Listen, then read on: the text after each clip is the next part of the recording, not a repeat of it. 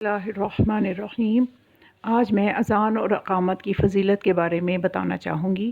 ताकि जो मोमिनीन व मोमिनात अपनी नमाज़ों को अज़ान और अक़ामत के बग़ैर पढ़ते हैं, तो इस फ़जीलत के सुनने के बाद यकीनन वो अपनी नमाज़ों में अज़ान और अक़ामत ज़रूर कहेंगे।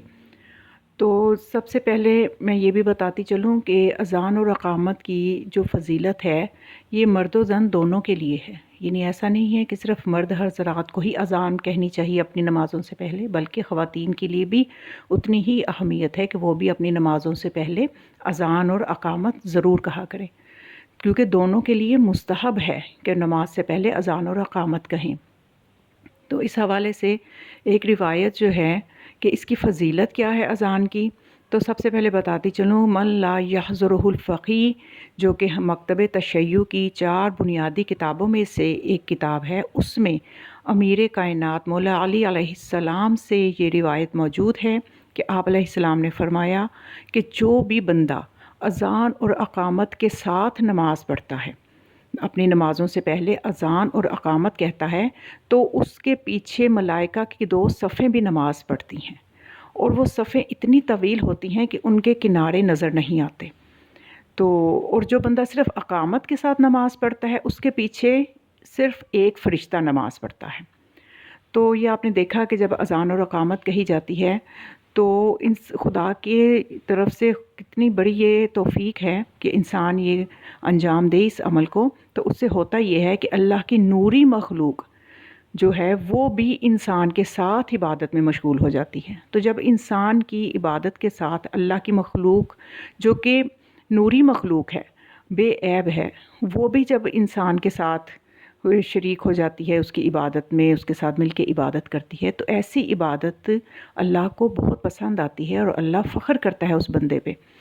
तो इसी तरह से न सिर्फ़ अज़ान का हमें ये फ़ायदा है कि हम इसको नमाज़ों से पहले कहें, बल्कि अज़ान एक ऐसी इबादत है कि इसके बारे में एक रिवायत जो है तहज़ीबुल अहकाम में इस तरह से मिलती है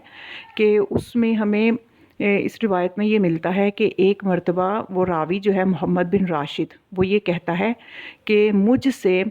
हशाम बिन इब्राहीम ने ये कहा कि मैं एक मर्तबा खिदमत इमाम रऊफ़ इमाम अली रिज़ा में था कि मैंने इमाम अलैहिस्सलाम से अपने मरीज़ होने की और बे औलाद होने की शिकायत की। तो इमाम अलैहिस्सलाम ने फ़रमाया कि तुम अपने घर में अज़ान को ऊंची आवाज़ से कहा करो। तो वो कहता है कि मैंने जब ये अमल शुरू किया तो खुदा ने मेरी दोनों परेशानियां दूर कर दी, मैं सेहतमंद भी हो गया और मुझे औलाद कसीर भी अता हुई। तो मोहम्मद बिन राशिद जो कि ये रिवायत कर रहा है, वो ये कहता है कि मैंने जब हशाम बिन इब्राहीम से ये सुना, तो मैं भी चूँकि हर वक्त मरीज़ रहता था और मेरे अहले ख़ाना भी अक्सर बीमार रहते थे, तो मैंने भी इस पे अमल शुरू किया। तो इस अमल के बाद मेरे घर से बीमारी बिल्कुल दूर चली गई और हम सब सेहतमंद ज़िंदगी गुजारने लगे। तो देखा आपने कि अज़ान जो है ये कोई इतना मुश्किल अमल नहीं है, बिल्कुल मुख्तसर सी इबादत है, और अगर इसको अंजाम दिया जाए तो इंसान कितनी मुश्किलात से बच जाता है और दुनिया और आखिरत की सआदतें उसको मिलती हैं। और ख़ास तौर पे आज के ज़माने में जबकि देखा जा रहा है कि हर तरफ बीमारियां हैं और बेचैनियां हैं, तो इन चीज़ों को हम ख़ुद इन ख़जानों की वजह से, इन ख़जानों पे ये जो दुआएं अमलियाज हमें मौला के और अहले बैत अलैहिस्सलाम के दर से मिलते हैं, इन पे अमल करके हम आसानी से इन मुश्किलात से निकल सकते हैं और अपनी ज़िंदगियों को